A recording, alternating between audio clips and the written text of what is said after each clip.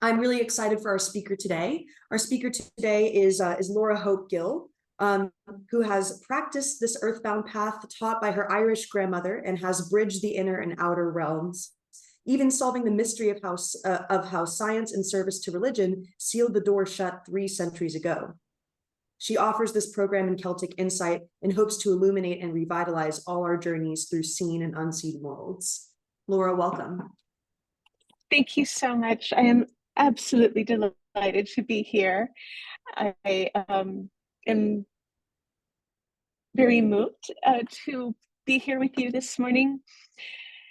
I am going to share with you first a poem, and it is from a book called The Soul Tree, and I wrote it, and I'm going to read it to you, and then I'm going to tell you the story behind it, because that's the journey. The poem is The Soul Tree, and I wrote it upon seeing a photograph of this tree. And you can see the living trees all around it, but the tree in the center has transformed, and this is about that. The Soul Tree. I have become the place I grew into and out of. Hear what my branches teach. Hear how the loosest limb whispers. How I will be the first to feed, first fallen. How I will fall from the inside out and let what's in me out. I have become the dry thing. The mountain air strives to revive me. Anymore, I've no need for rain or sleep. These have fed me enough, or even light. What arises for all things, I now become. I've climbed my branches out of myself. Now, I'll read it again. Now, it's how poetry sometimes likes to go. I have become the place I grew into and out of. Hear what my branches teach. Hear how I will be the first to feed, first fallen. How I will fall from the inside out and let what's in me out. I have become the dry thing. The mountain air strives to revive me. Anymore, I've no need for rain or sleep. These have fed me enough, or even light. What arises for all things, I now become. I have climbed my branches out of myself.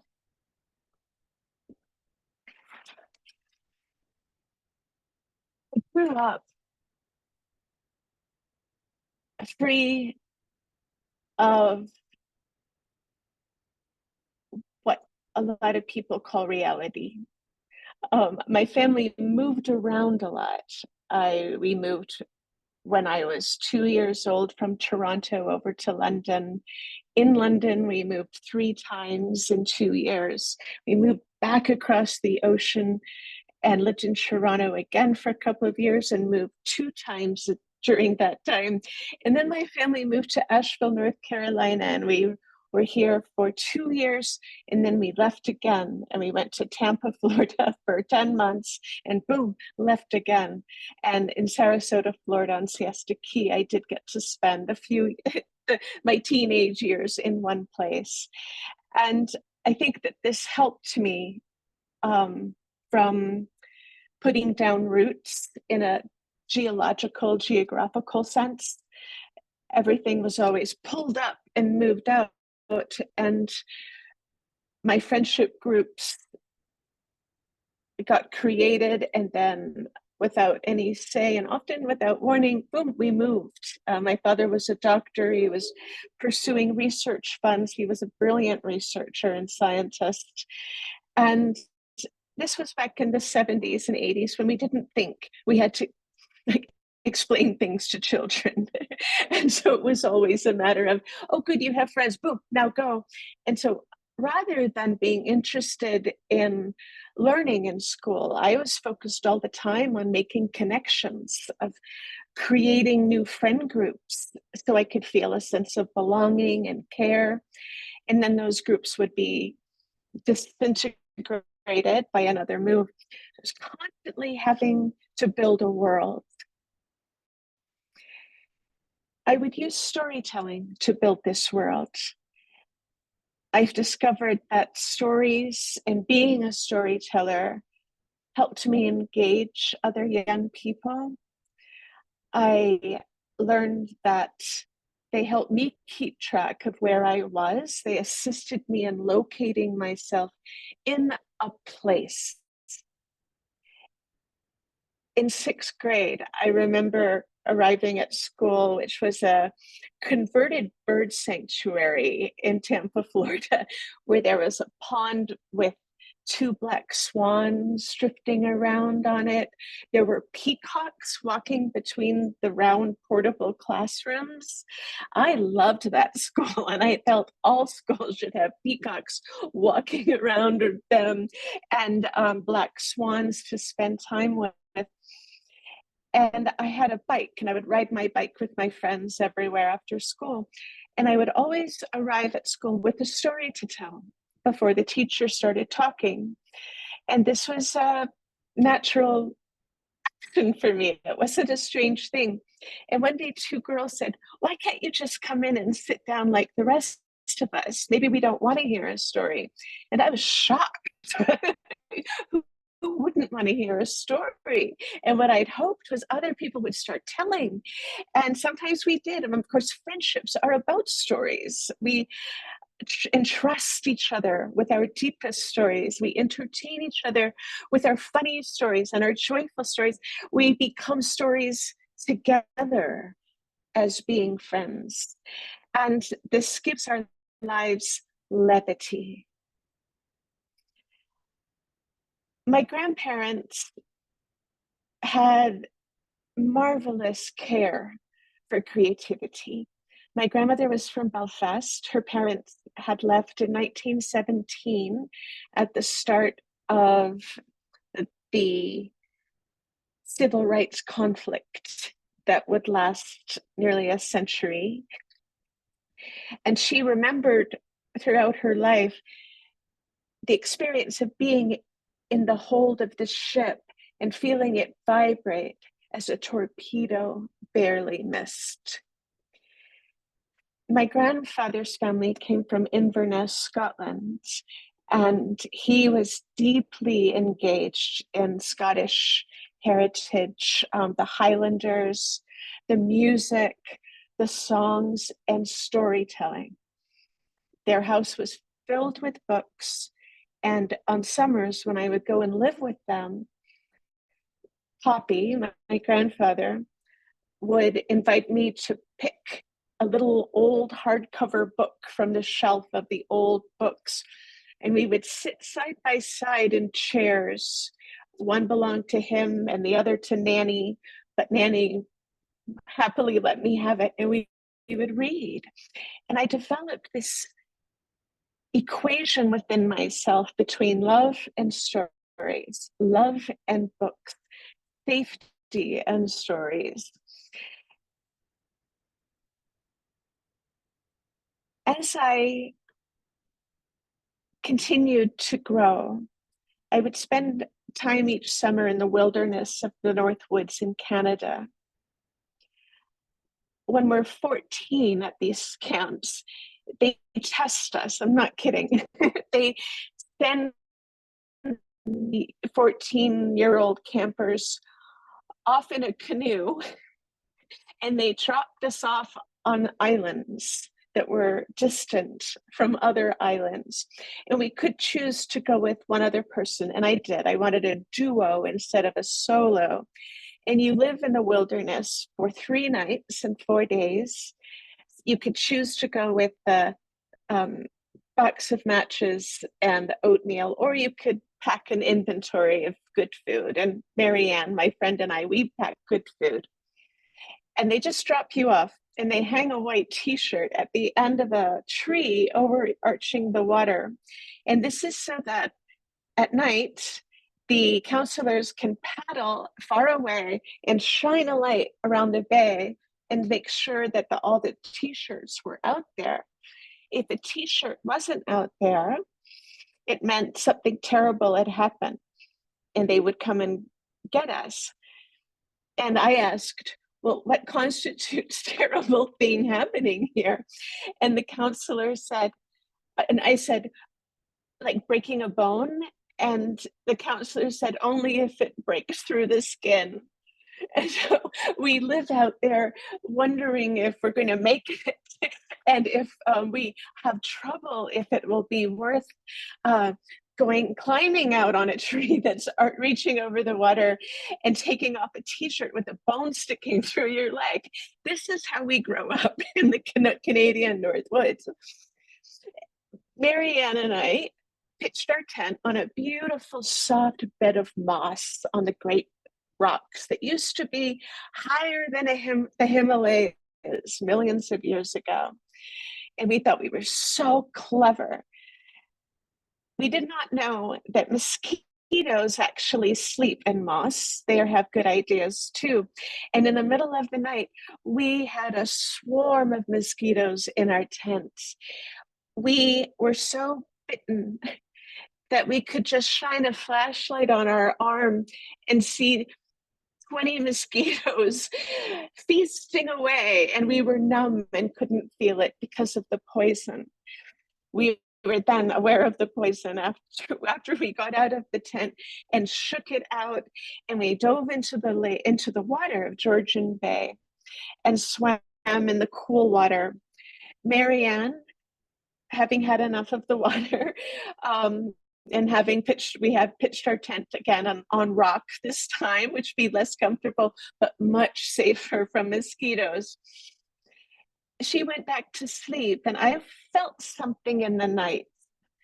I felt the perfect air. I saw the billions of stars that you can see when you're 3 or 4 hours north of Toronto. There was a wind blowing that night that felt so strong it could push me over, but instead of pushing me over, I felt as though it were moving between the cells of my skin and into my body, and then moving on into its next place. I stood out there with this wind and the stars and the night and the water, which back then you could just dip a cup into and drink. And I felt a presence in all of that, a presence that was speaking directly to me. And I felt that it was speaking to me because I was out there alone in it. And I said to this, I like this. I want a lot of this in my life. And whatever that takes, I will do it, because this feels more real to me than a lot of the other things going on. And I felt a little bit odd doing that. No one had ever told me I could do that. It certainly wasn't talked about in any of the Christmas services, which were the only services my family attended. And I thought, well, I should just go to bed because this is ridiculous. I might be losing it out here. And I stayed in that headspace for about 40 years, ending about 2 years ago. The magic of life, the magic of nature, the beauty of it, and my relationship to it were never a part of any conversations that I found. They stayed between me and the wind. And living in a culture that insists on being rational, insists on only coping with science, I only learned how to grow more and more quiet about my experiences with nature. And again, this was the 70s and the 80s.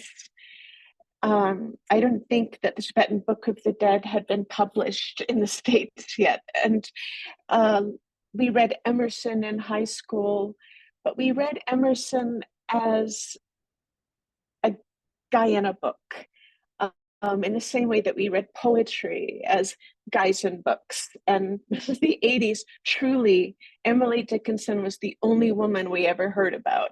The rest of the book was all boys. One woman, Mary Rowlandson, who apparently she was kidnapped by Native Americans. And so we heard about her too. And of course, she being the victim and the Native Americans being somewhat scary population. So I couldn't find my own story anywhere, not as a woman and not as a person who could feel nature inside of me.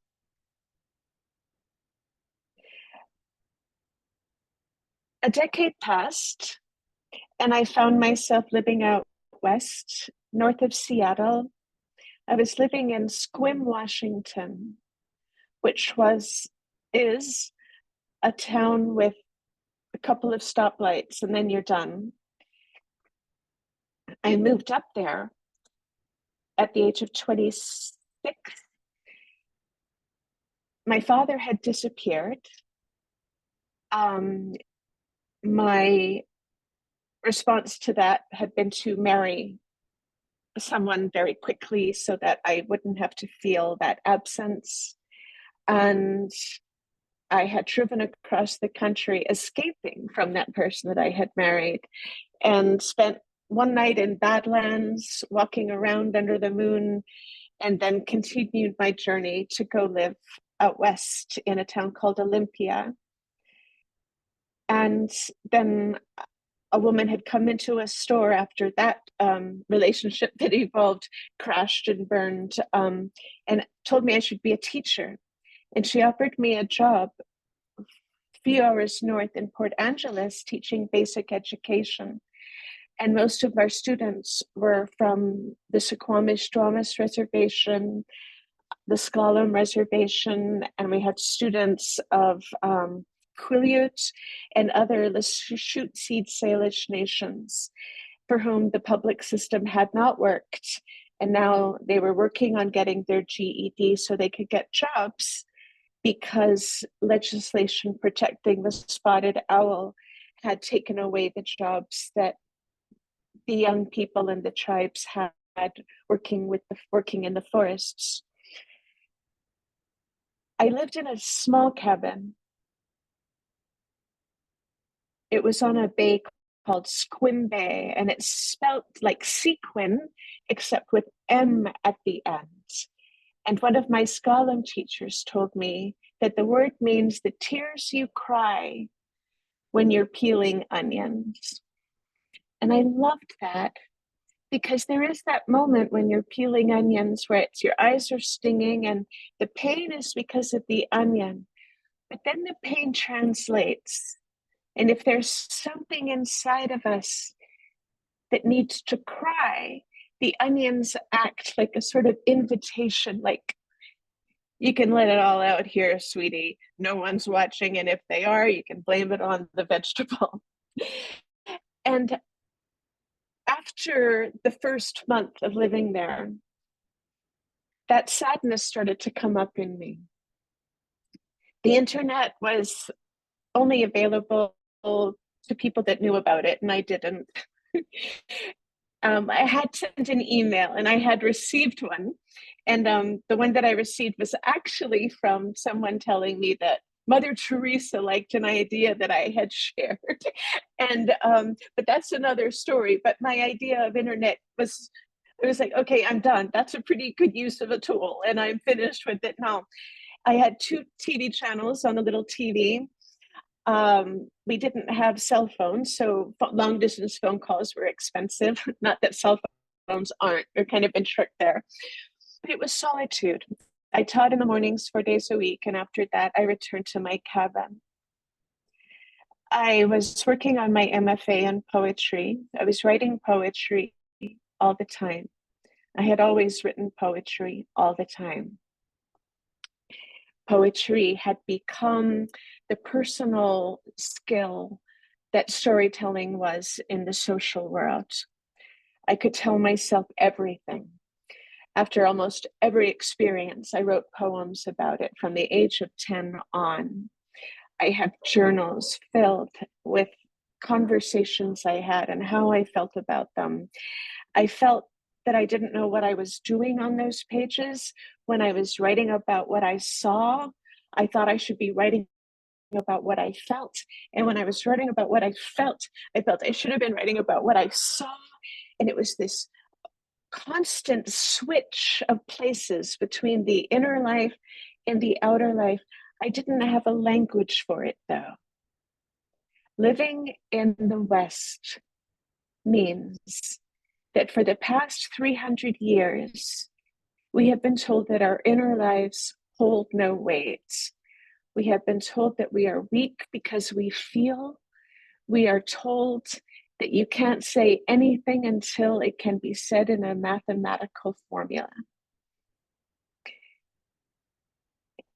Squinbay did not agree with this rule. My cabin had 4 windows stretched across the front wall. Just about 30 feet away was Squinbay across a road called White Feather Road. In that bay, there were seals and otter. I saw a sea lion once. Bald eagles stood in the trees, tall as men, it seemed. I could tell what time it was by what animals I could see outside on the water. My bed had a large picture window next to it. And when I woke in the morning, I watched a family of partridges come out of the brush and walk and begin their day. And I watched those young baby partridges grow into big partridges. There were also deer in that brush. And one day, as I stood outside, a stag came up to me, and sorry, there's the stag, my dog barking. I hope that's not a problem. And this stag and I had an encounter, and it was the beginning of something. It was the beginning of a conversation. Excuse me, I'm so sorry. I'm so sorry. Can you hear the dog, or are you okay? Go like this if you're okay. You're okay. Okay, good. I'll keep talking. So sorry, I'm going to tell him to be quiet. Okay, hope that works. The closer attention I paid to nature, the closer attention I felt it was paying to me. With so many hours of complete solitude, I found ways to spend time. One of them was to sit on a fallen log that lay in the tide line. A great tree had fallen and given me this place where I could sit. And I would sit there for hours alone in the afternoon. No distractions, no reason not to. And I discovered that the longer I sat, the more animals appeared. And I thought, am I losing my mind? Is this true? Is this what a psychosis feels like? Or is this what reality feels like?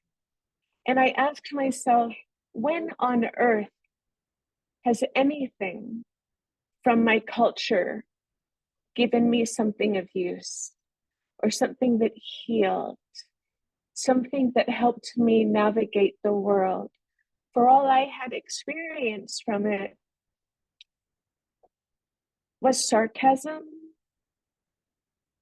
being chastised so many times for being so sensitive, often tipping over into too sensitive.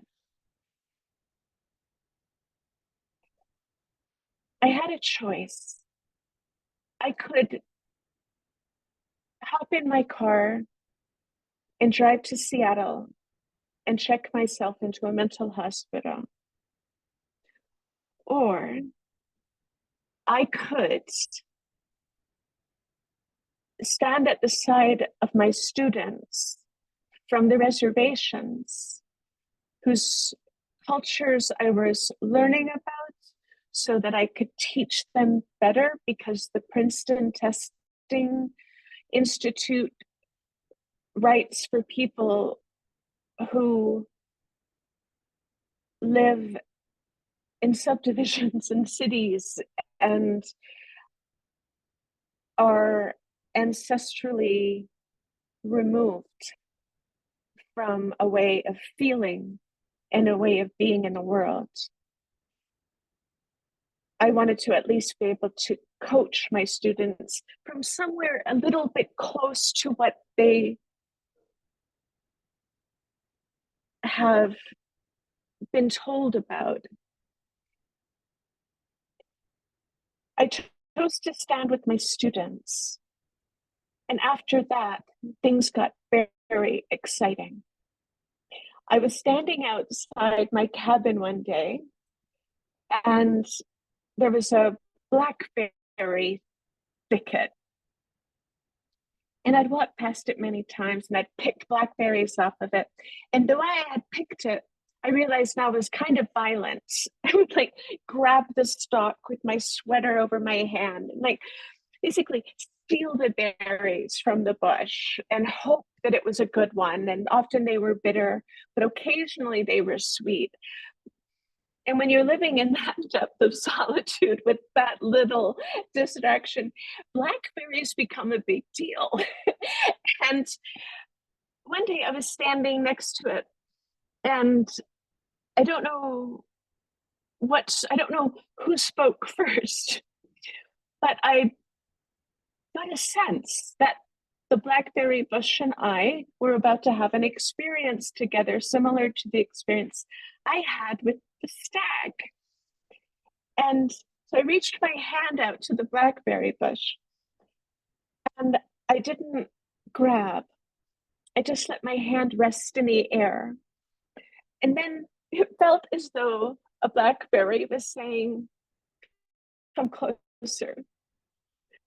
And there I thought, okay, well, I've made my commitment to stand by my students and not jump ship on my Western culture upbringing.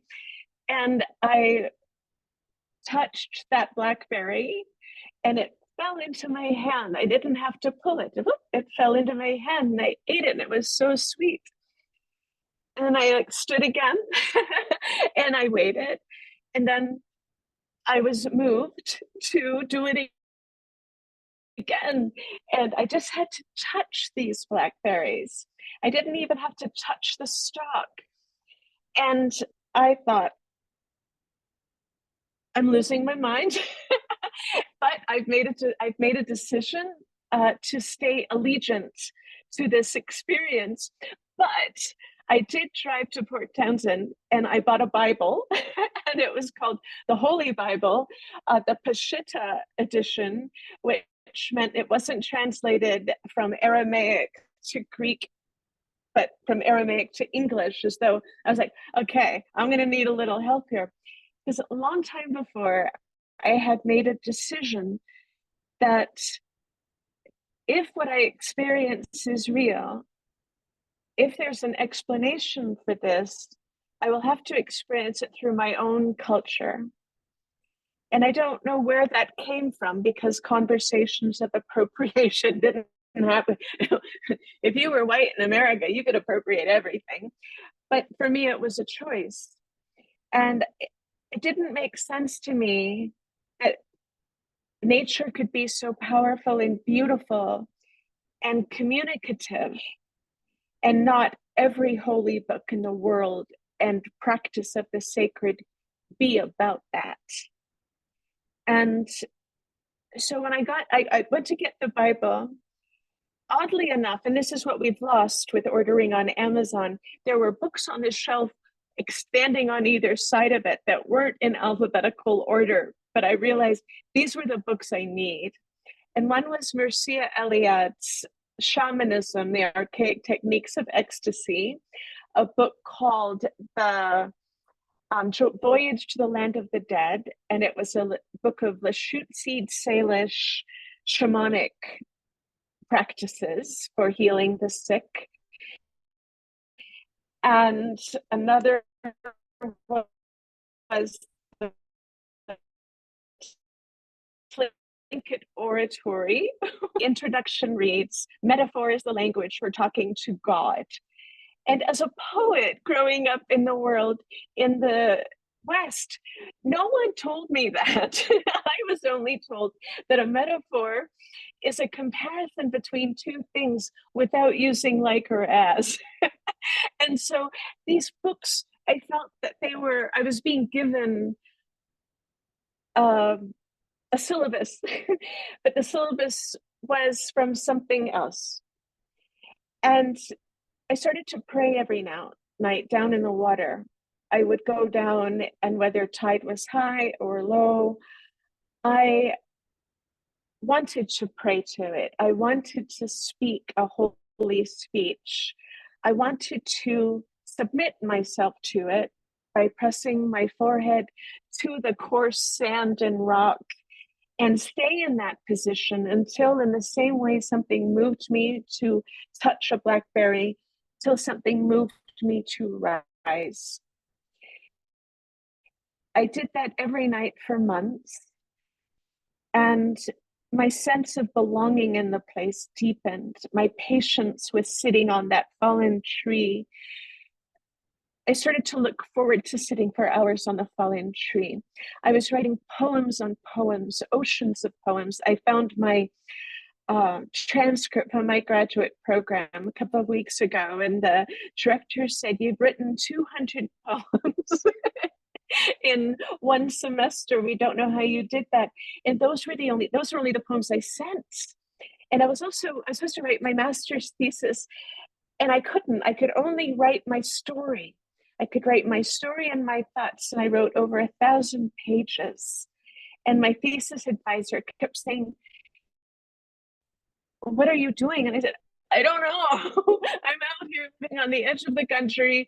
I'm listening to blackberries. I'm hanging out with deer. I'm watching partridges, and I'm praying at night down in the tide line." And he's like, "Okay, but just by the end, you have to have something." I was like, "I hope it works." And one day I was driving up from Seattle, having gone there to drop a friend at an airport. And it was a beautiful blue day, and the drive is magnificent. And as I neared Squim, I looked up and I saw some clouds. And the clouds weren't looking all puffy and white. They looked like words. They looked like words from an alphabet that I don't know.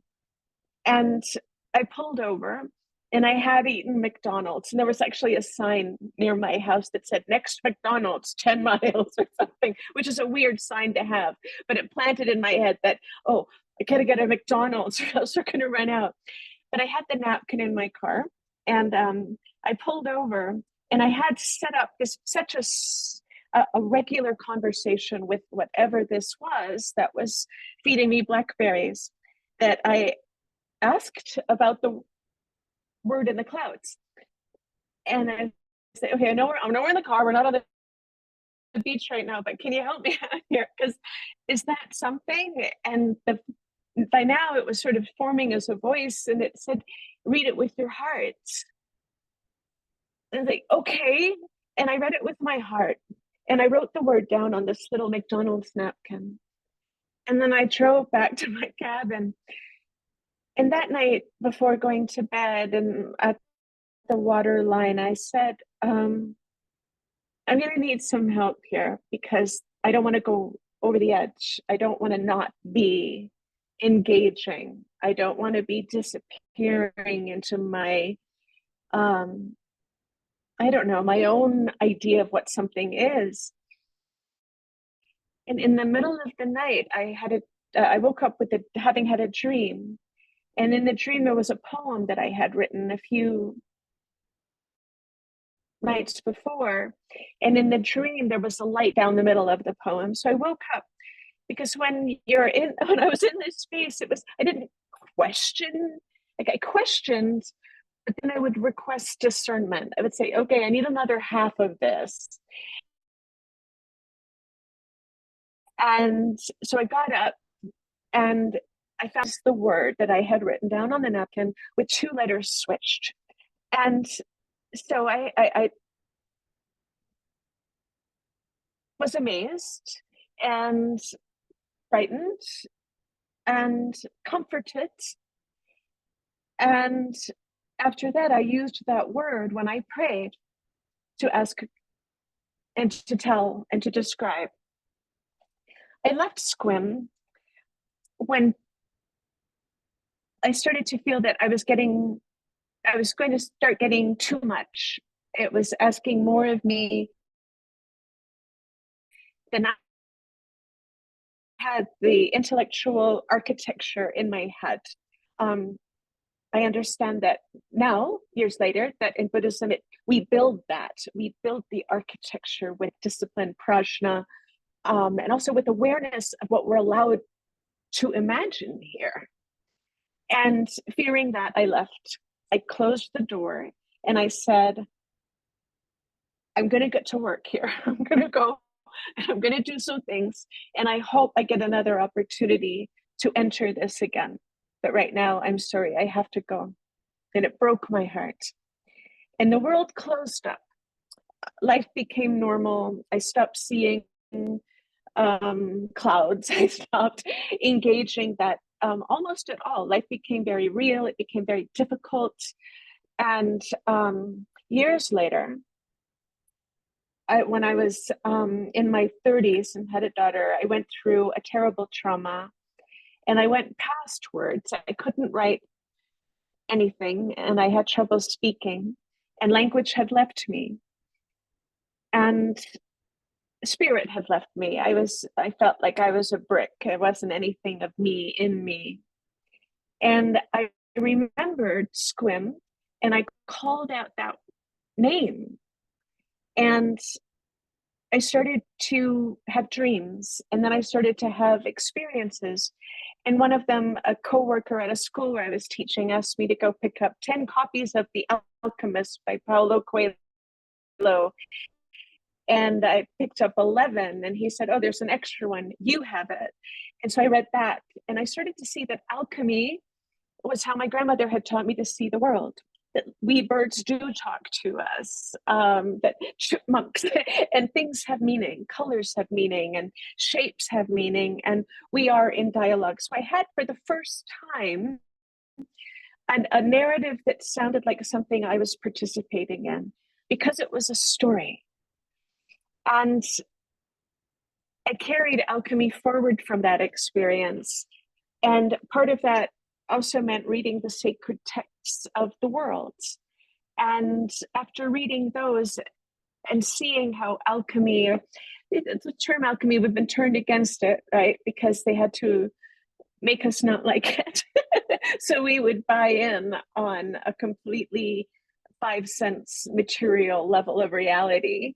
And so we were told that it was the precursor to science, but it wasn't.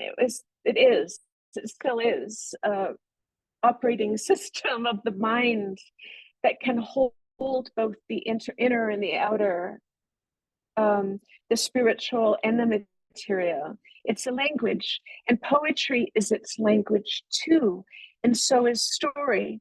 because every story is about change.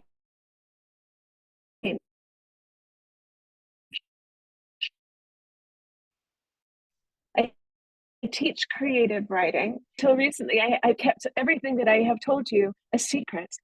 It's only since Carl Jung published Carl Jung's descendants permitted the publishing of the Red Book 100 years after his death that I started to see that maybe what happened in Sequim was a part of a bigger picture. So that's why I read the sacred texts, and I noticed that there's so much nature in them. And if you don't look at the people, you're looking at another story, another sacred text that's written in nature. And I wrote the Soul Tree book after reading all of those. And I went into a sort of a trance, a healing trance of poetry. And the poem that I read to you wasn't a rational thing. I wouldn't have known what to say, but I was writing into the sound. I was writing into the song of the emotion that the photograph of the trees spoke in me. 2 years ago, I was feeding a dog, and I have like 13 minutes left, I think. I was feeding a dog, and I'm a dog sitter, and I'd had a very busy 24 hours, and I was ahead of myself, and I wasn't grounded. I saw that a fireplace screen that I usually used to keep dogs out of the kitchen had fallen down onto the slate floor.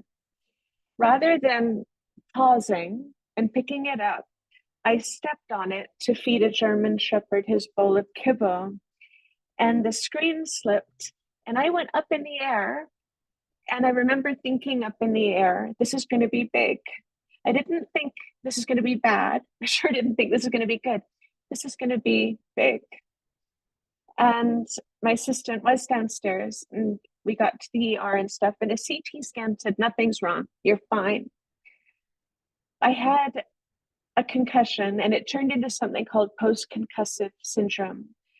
And post-concussive syndrome comes with severe photosensitivity, which forced me to live in the dark for 7 months. Every window of the house was covered with a comforter.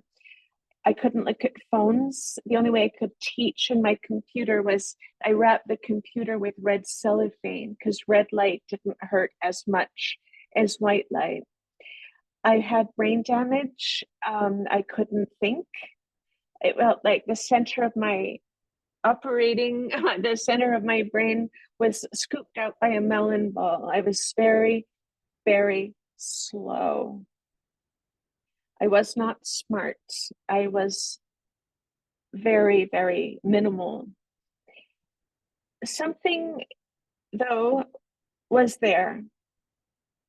And this understood that the thing in the middle wasn't working. And it took over. It would show me a movie. I would get an idea to watch a movie, and I couldn't really watch movies because I had the TV almost black.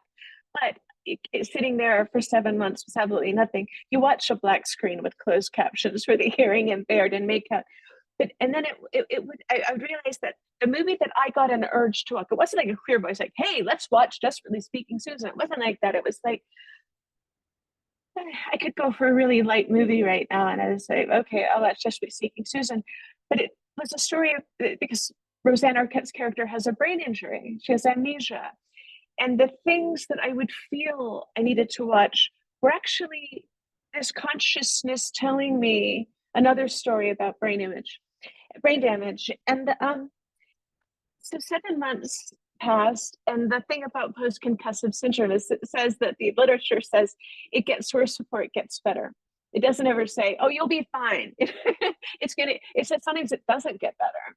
So I had no hope, and I had no vision, and I'm deaf, so I already had no hearing. The concussion had taken away my sense of smell, which also takes away your sense of taste. So I was down to one sense. And that was touch. And so I shifted everything into touch with my dog named Sunny, ironically. And after the 6th month, I just covered my eyes all the time. I had acquired a Braille tablet. I was teaching myself Braille. I sat in the dark alone, day after day in the dark. I discovered that I could do this. I could be blind. I could move around in the house. I knew where my toothbrush was and my toothpaste, on my bed. I was okay, 100% in the dark. And I realized that I had surrendered, and I'd said to this situation, I'm okay. I can live here. I can be without everything. I understand this world now. And solitary confinement in prisons is discouraged because it makes you go crazy. So here I was, 6 months in, somehow no longer me, no longer the Laura that went into that. And then I'm not that Laura anymore. And I let go of everything. I let go of my job. I let go of friendships. I let go of anything other than this darkness. And I woke up one morning and I could see everything. Everything was luminous. Everything was beautifully light. The walls of my bedroom were beautifully blue. Everything was so ordered and beautiful. And I was so happy to be able to see. I was like, I'm 100% healed. And then I realized that in reality, my room's not that pretty. The paint has like fingerprints on it, paw prints are on the baseboard. It's the bathroom. My bathroom's not pretty either, but in that space, everything was perfect. And I lifted my hands to my sleep mask and it was on. There was no light could get in this sleep mask. And I wanted to tell somebody, but I couldn't. And I could reach out and touch the dogs, and I would see my hand on the heads of the dogs. And I went back to my room and I lay down and I could see outside the window through the thick comforter that was blocking the light. And then it faded and I went back to normal. And after I could sometimes go there again. My neurologist is a wonderful person. He would end every clinical encounter asking me, what about the hallucinations? And I'd had a lot of them because the occipital lobe is what took the hits. And the occipital lobe's role, and I didn't know this at the time, is it receives stimulus and it defines whether it's real or not.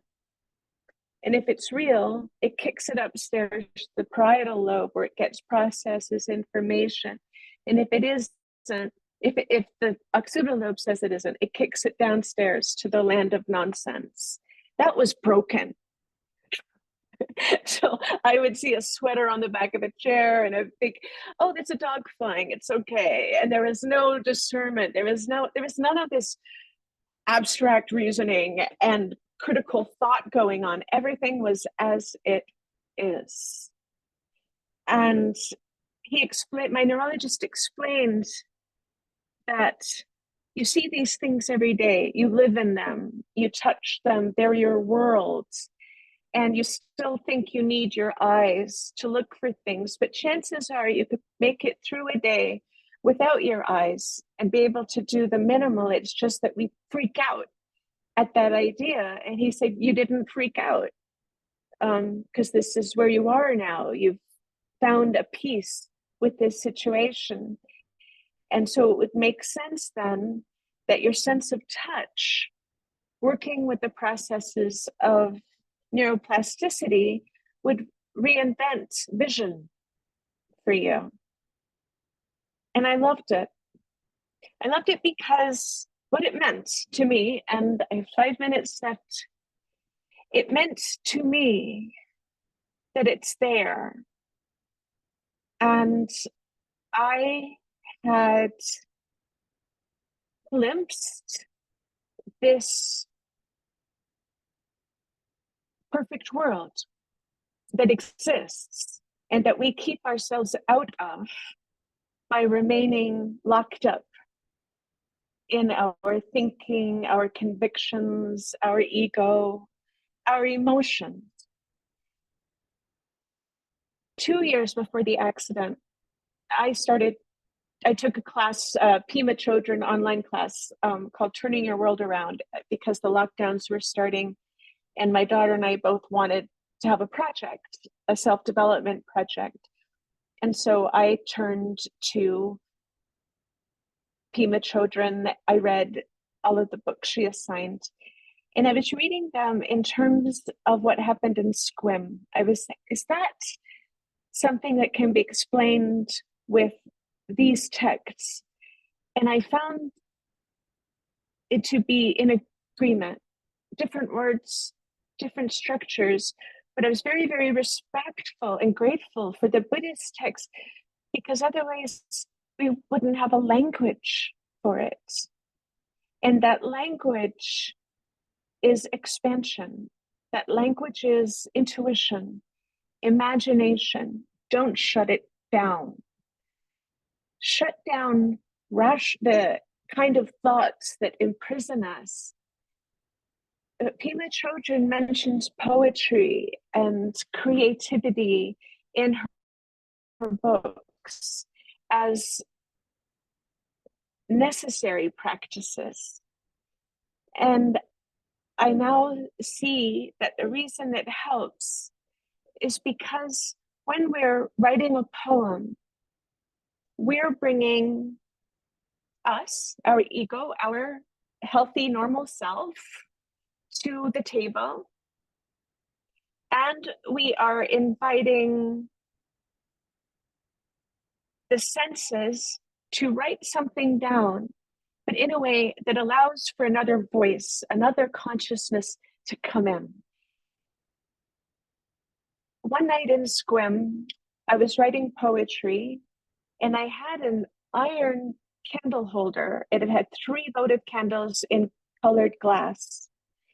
And I was writing a poem, and I noticed that when I was really allowing imagination and intuition to just guide me, and I wasn't thinking, oh, I'm writing a poem, I'm going to have 10 syllables. None of that. When I was completely inside it, the candles burned in stillness. But when I started to get cocky, when I started to let reason come in and make it a good poem, the flame trembled. And I would try this. And again, standing with my students, that there's a big picture that we quashed when we started the Age of Reason. One night I was taking control of the poem and the candle went out. And after the brain injury, I realized, I'm still realizing that the perception of beauty, the prajna that permits us to capital B,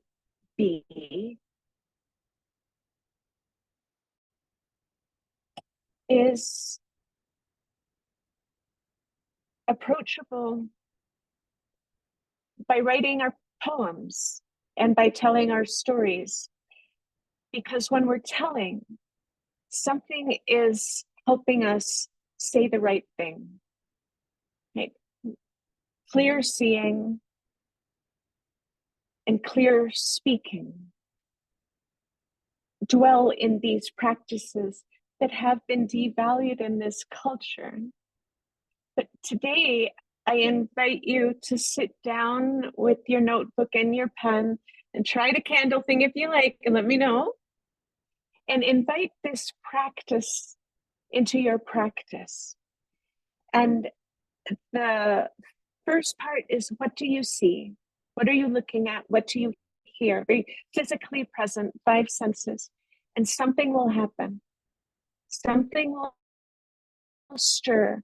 Whether you do that in 2 lines, 10 lines, or 20 lines, you're going to feel it. You're going to feel the teacher enter the process.